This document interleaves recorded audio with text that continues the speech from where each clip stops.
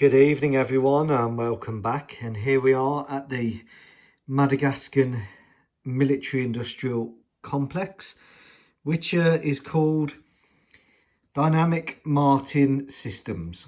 So here we go, we have a new addition to the Super Angry Butterfly drone. This one has a different type of seeker head.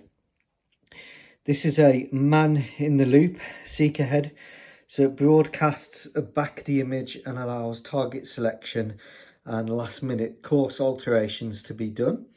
Again, GPS guided to the target area, and then the seeker head takes over.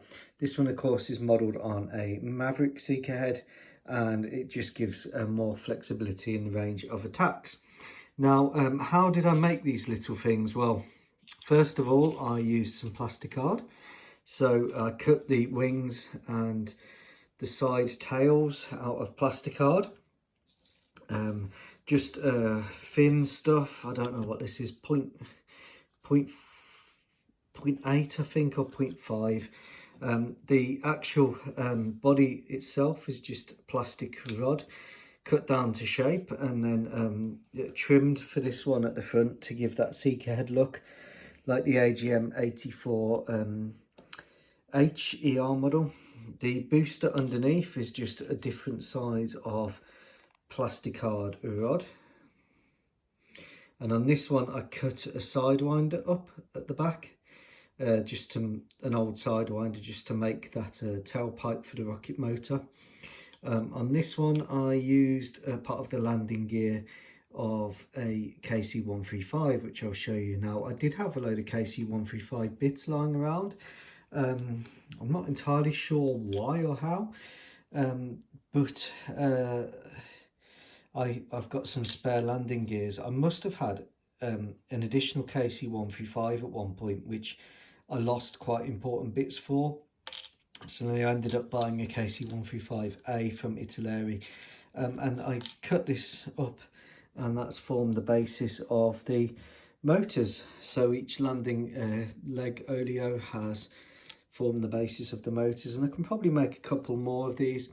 And then the little parts on the top for the actuators for the flaps, they're just small plastic card, and then the frame itself is just plastic square rod, just to make a frame. Now the Jevin 2 Shaheed 136 does have wheels on, so I'll probably put some little wheels on underneath at some point, but these are very quite easy just to crane with a small crane onto the stand, and then you can launch them. And the idea is you batch launch these, so you'd be launching 20 or 30 at a time.